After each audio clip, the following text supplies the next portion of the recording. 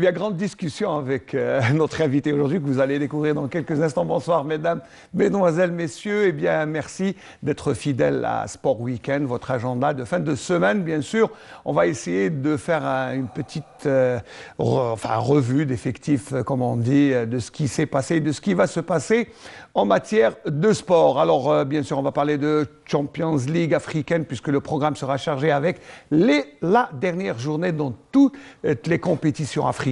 Et c'est important de voir que, eh bien, on jouera des petites finales un peu partout en Afrique. On parlera aussi, bien sûr, du championnat avec la 24e journée. Et bien sûr, on parlera de la Ligue 2 avec la mise à jour du championnat qui est prévue pour le début de semaine. Et un petit mot de basketball en fin d'émission. Et pour cette émission, bien, nous avons invité notre ami Azdine Aïdjoudi, nouvellement entraîneur de la Sam Ain Lila. Voilà. Bonsoir, assalamu alaikum. C'est un plaisir d'être avec vous, Ismaël. Et puis c'est vrai que ça fait longtemps qu'on ne s'est pas retrouvés. C'est un vieil ami, Azdine Aïdjoudi. On a même joué au foot ensemble, mais en vétéran, pas officiellement. Mais c'est toujours un plaisir de te voir et merci d'avoir répondu à l'invitation, Azdine. Alors finalement, prendre Ain Lila après une petite virée au Maroc, ça faisait longtemps que vous étiez un peu... Et puis vous revenez au pays et Ain Lila en difficulté vous fait appel. Oui, comme dans les coulisses, je te disais que Ain Lila, c'était beaucoup plus respectueusement, comme on dit, pour cette équipe. Et je voulais, disons, terminer la saison. Et puis c'était un retour, hein? Vous avez déjà drivé Ain Lila, mais ça fait très longtemps. Très jeune. C'était au début de votre carrière. 2001, voilà. C'était comment au début de ma carrière. C'était au moment où on jouait encore au football ensemble. Voilà, ça fait longtemps. Qu'on salue. Voilà, qu'on salue Abdelrahman Madawi. Voilà. Allez, le jingle CAF pour aborder, pour entrer de plein pied dans la compétition africaine. Oui, ça ne nous rajeunit pas, Azdine. C'est vrai, revenir 20 ans en arrière, mais c'est ça Alors, la Champions League, cette année, ça arrive rarement, mais nous avons 3 représentants qualifiés dans la phase des poules, 2 en Champions League et 1 en Coupe de la Confédération. C'est déjà, je pense, quelque chose de très bien pour le football algérien. Oui, disons que quand vous avez 3 équipes, c'est un bon indice qu'il y a quand même des équipes algériennes capables, comme l'a déjà fait la JS Kabylie, longtemps de Sétif, qu'on a des clubs capables d'aller plus loin en Champions League. J'espère que sur les 3, on aura au moins une équipe qui va gagner cette coupe, mais disons au rythme des matchs qu'on a vus, les 3 équipes ont beaucoup de chance. C'est ce que j'allais dire. J'espère qu'il n'y aura pas de mauvaises surprises. Comme vous l'avez dit au début, c'est des finales. C'est des finales. Les 3 derniers matchs, que ce soit pour le NAD, pour la GS Saoura ou le CSC. Alors le CSC, puisqu'on a couvert le dernier entraînement, notre ami Mohamed Saleh Boussakir s'est déplacé. Dernier entraînement avant le départ. Je vous rappelle que demain, vendredi, ils prendront un avion spécial pour aller au Congo, à Lubumbashi, pour rencontrer le TP Mazembe. Voilà. Le dernier entraînement, c'était juste il y a à peine 1 heure de temps. Voilà ce que nous a ramené Mohamed Saleh Boussakir.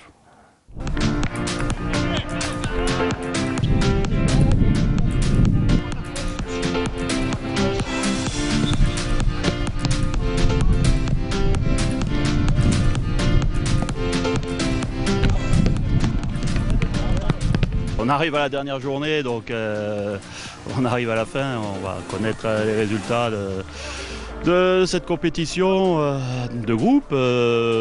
Donc pour nous, c'est vrai qu'une courte défaite peut nous permettre de nous qualifier. Ça dépendra après du résultat entre le club africain et Ismaïli. Mais bon, on va aller tout puissant Mazembe pour obtenir le meilleur résultat possible, essayer d'obtenir un point et même d'obtenir la qualification et de confirmer notre première place. On sait que ça sera très difficile puisque l'équipe du tout puissant Mazembe doit absolument gagner pour pouvoir se qualifier. Donc on s'attend à une rencontre difficile, mais on est prêt et je pense qu'on a les qualités On l'a montré au match aller, on l'a montré pendant de nombreux matchs de Champions League, qu'on était capable de gagner à l'extérieur et de rivaliser avec toutes les équipes. Donc on va là-bas avec de l'ambition. Je préfère qu'on parte comme ça avec un vol direct plutôt que de devoir faire multiples arrêts dans tous les aéroports d'Afrique. C'est parce que ce qui est le plus fatigant, c'est justement de s'arrêter dans les aéroports, d'attendre l'avion, de trucs. Là, on va partir d'ici, on va arriver directement là, on va s'entraîner, on aura toute une nuit pour récupérer. Donc je pense que c'est plus que suffisant pour pouvoir être à 100% lors du début de la rencontre. Alhamdoulilah, jusqu'à maintenant, le groupe راهو bien concentré. على بالنا واش راهو يستناو فينا، على بالنا بلي مش راح تكون سهله، مي الحمد لله من الناحيه النفسيه رانا واجدين، على بالنا بلي كاس افريقيا تتطلب حوايج كبار. ان شاء الله نكونوا في الموعد ان شاء الله. ماناش رايحين بطعم الخساره ولا الهزيمه كما اللي راه يظن بعض الانصار وكاع راهم يقولوا بالك يروحوا باه يخسروا بنتيجه. نو احنا راحوا باه نعودوا بنتيجه ايجابيه ان شاء الله، تعادل ولا فوز ان شاء الله. وعندنا خبره ثاني في البطوله الافريقيه هذه، ان شاء الله راح نكونوا عند حسن ظن الجميع ان شاء الله. Donc c'était Lavan, Aroussi et Belkacemi qui ont bien sûr donné leur impression juste avant le départ. Je vous rappelle que Ben Aïeda est suspendu pour ce match, mais le coach Lavan récupère Belkhir, donc belle ambiance, même si le CSC a fait un bon parcours. Mais bon, il y a toujours des calculs à faire. C'est un parcours de champion, hein.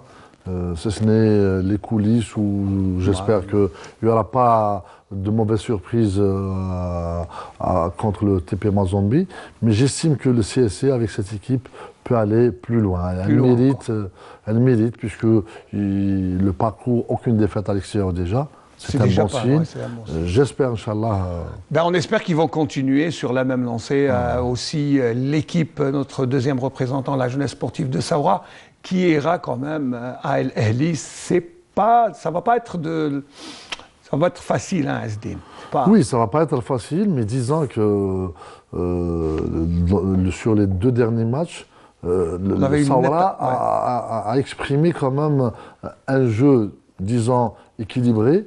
Hein. Il y a quand même de la qualité, il y a quand même de la hargne et de l'endurance, parce qu'ils y croient, et j'espère que s'ils y croient bien, ils vont croire plutôt il faut y croire, hein, parce que c'est moi, je souhaiterais que... Parce que déjà, c'est une bonne leçon pour les gens qui veulent construire.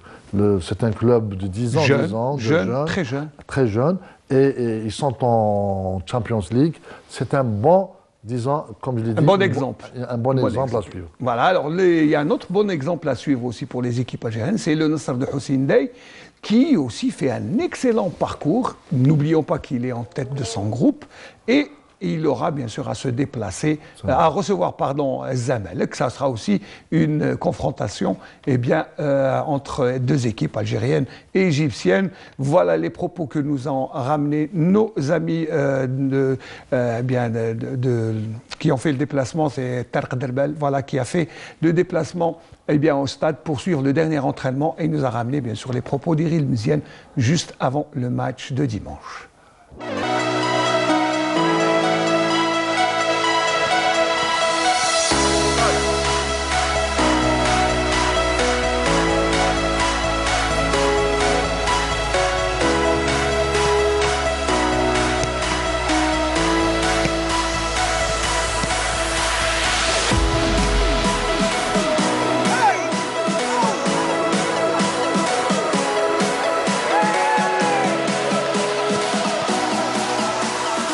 Ça passe ou ça casse. Donc on n'a pas trop le choix, on n'a pas trop de réflexion, il n'y a pas trop de calcul à faire.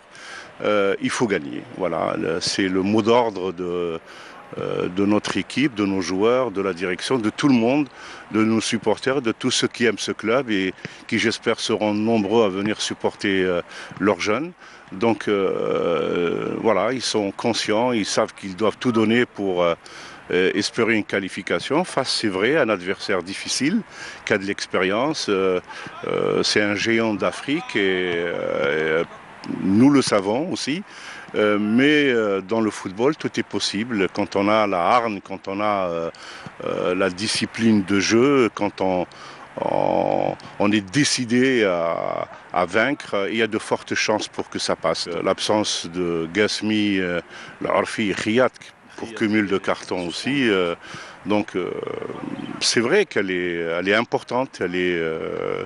Mais nous comptons aussi sur le désir de démontrer quelque chose de quelques joueurs qui attendent depuis un bon moment la chance d'avoir une place dans cette équipe. Nous attendons beaucoup de ceux qui vont rentrer. En tous les cas, ce dont je suis sûr, c'est que les joueurs vont se donner à fond. Ils donneront le meilleur d'eux-mêmes.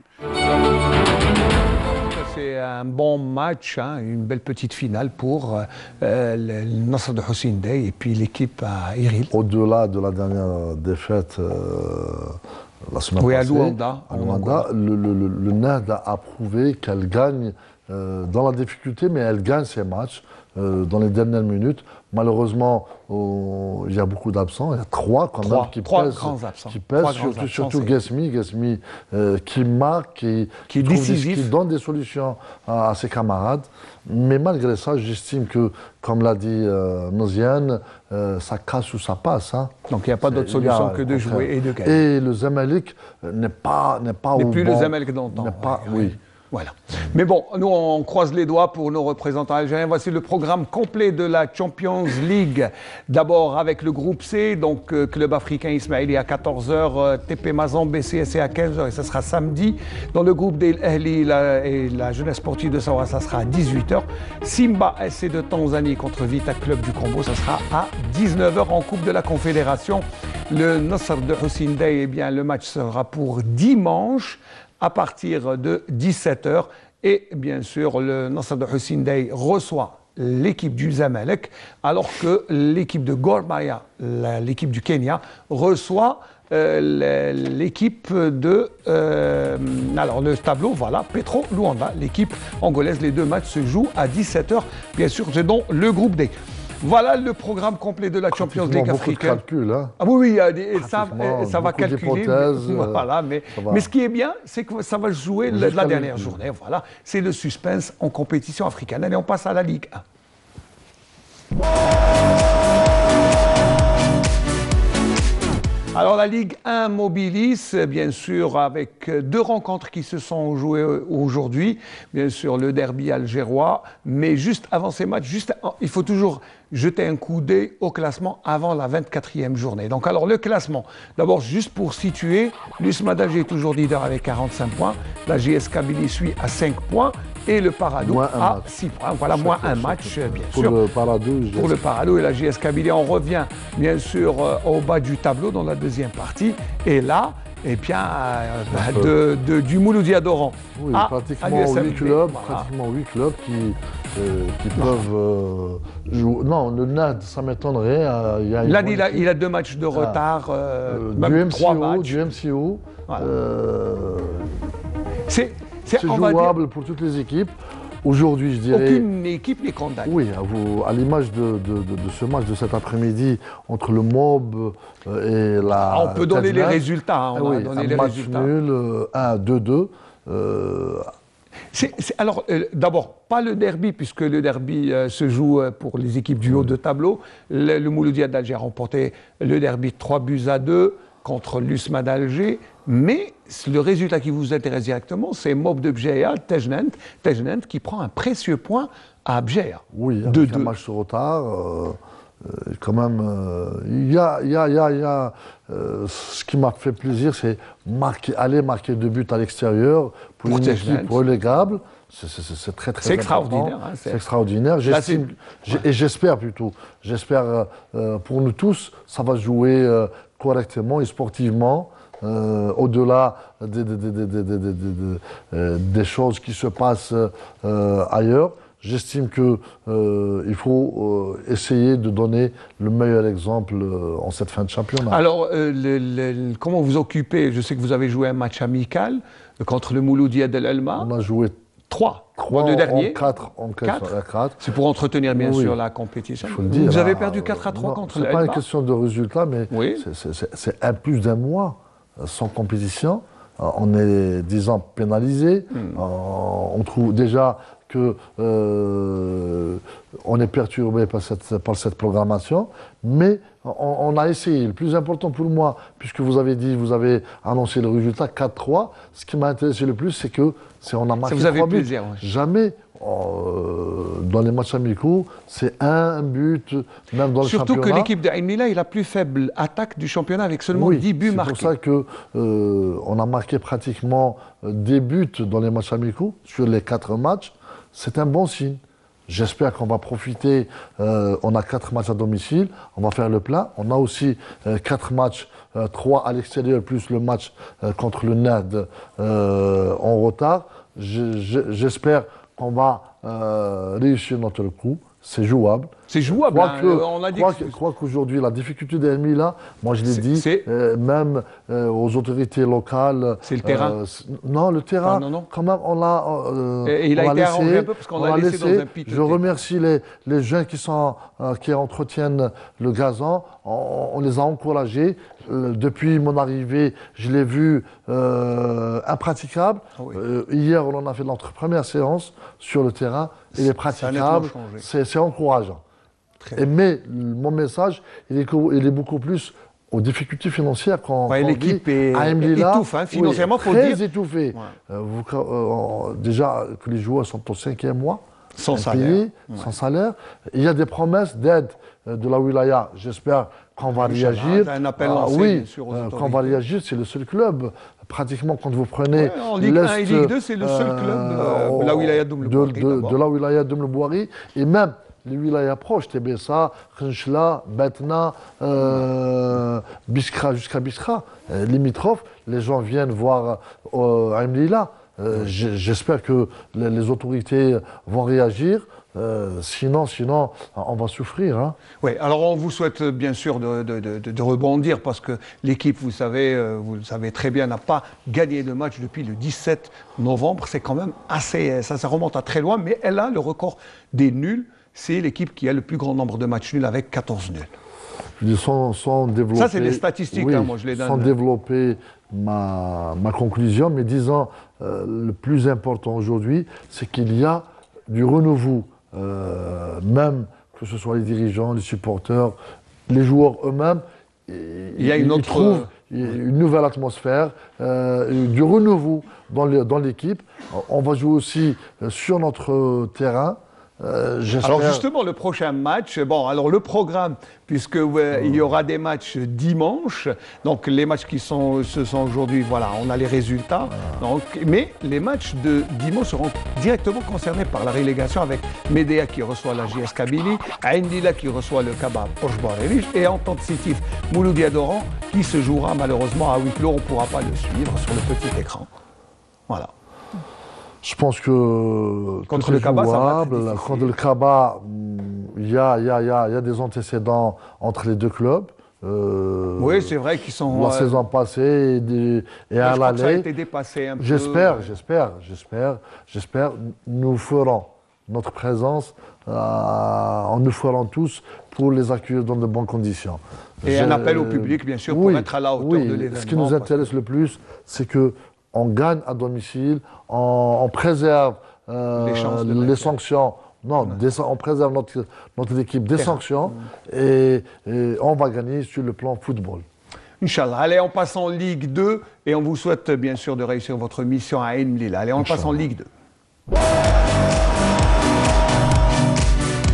Alors en Ligue 2, bien sûr, il y a une équipe qui est en train de faire sensation cette saison, on l'a toujours dit, et elle a bouclé 5 mois sans perdre le moindre match, sauf en coupe, bien sûr, en championnat. Depuis le 13 octobre, eh bien, l'équipe n'a pas perdu de match. Ça, c'est une belle performance pour l'équipe de Mokhra. Même en coupe, elle a perdu dans les prolongations. Dans les prolongations, ça veut dire qu'en temps réglementaire, elle n'a pas encore perdu de match. Donc ça veut dire que Aziz et Magra surtout, que j'ai rencontré en 2004, vous vous souvenez? Oui, ça fait à l'Alma, en Coupe d'Algérie, 2001. Ouais, 2001, ils nous ont mis dans des difficultés, on les a battus difficilement. C'est une équipe qui se construit. Aujourd'hui, ce n'est pas une surprise, tant mieux pour le football. il y a des équipes qui travaillent. Tant mieux pour... oui, tant mieux, surtout qu'il y a des gens qui travaillent, qui sont en train de bâtir avec peu de moyens, avec bien sûr l'abnégation et le sérieux. Et regardez le classement, bien, ça se transforme avec une équipe qui a 47 points pratiquement, elle a un pied en Ligue 1, l'équipe de Magra, elle est suivie par alors là un groupe qui est très très bas. Le peloton, il est composé de Tlemcen avec 42 points, Chlef 41 points, El Maridi, Zen Biskra, Boussaada, Lus, Ma'annaba. Donc c'est des équipes qui peuvent potentiellement prétendre. Si elle gagne, oui, BG avec avec match de retard justement. On va annoncer les matchs. Mostaganem aussi avec 31 points, mais c'est un peu moins. Mais on va dire que à partir de BGA, c'est en bas du tableau. Bon, on sait que pour Blida c'est terminé. Il reste deux autres équipes et ça se joue. Trois écoles, hein. Kouba, El Harrach et l'Azm Doran. Ça fait mal au cœur. Un peu moins le Saïda, mais disons les trois, c'est malheureux. Il va falloir sacrifier deux autres clubs. C'est dommage. Malheureusement. Voilà. Allez, le programme pour dimanche, puisqu'il y a une mise à jour avec la GSM BGA qui reçoit l'AS Chlef. Et là, bien sûr, c'est directement la course au titre, tout comme le match Mostaganem du SM Annaba. Ça sera dimanche à 17h et 15h. Voilà, oui, Chlef, comme je l'ai dit, une occasion pour le GSMB de se relancer. Mais pour Chlef, si elle gagne ce match, elle va suivre Magra.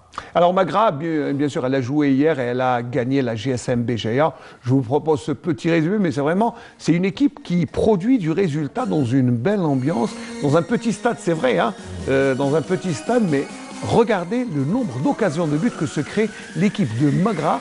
Je pense qu'il y a un petit souci d'efficacité à travailler encore, mais toujours est-il que l'équipe arrive à se créer des occasions dans les 30 derniers mètres.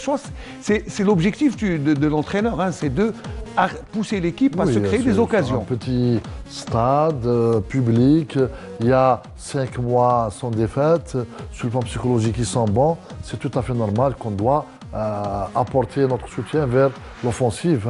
Hein. Et en tout cas, l'équipe de Magra, moi je l'ai vu évoluer à l'extérieur, elle est très solide. Oui, on les a vus contre le MCO d'Oran, j'ai vu tout le match, c'est agréable. Hein. C'est une équipe qui n'est, moi je le dis toujours, elle n'est pas là par hasard, il y a quelques joueurs chevronnés comme Bibi, comme Hamiti, bien sûr, et surtout l'entraîneur Aziz qui est en train de faire du bon travail. On peut écouter à la fin, bien sûr, le capitaine Bibi, qui est un joueur inamovible de l'équipe de Magra à la fin de la rencontre. On peut l'écouter juste après ce raté et le but de Bjea.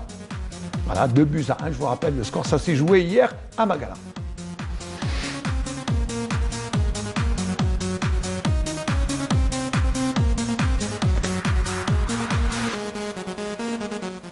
هذا اللي كنا نحوسوا عليه، احنا ما كناش نحوسوا على الاداء اكثر من اللي كنا نحوسوا على النتيجه. الحمد لله ربي وفقنا، حققنا ثلاث نقاط ضد فريق عنيد شبيبه بجايه، الحقيقه تقال.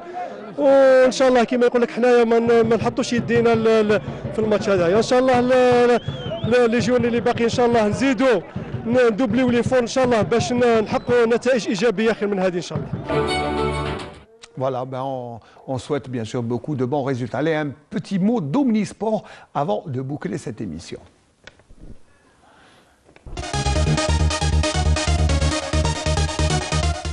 Alors l'Omnisport, on va juste parler de l'Assemblée générale de la Fédération algérienne de basketball qui s'est tenue aujourd'hui au complexe sportif et olympique Mohamed Boudiaf.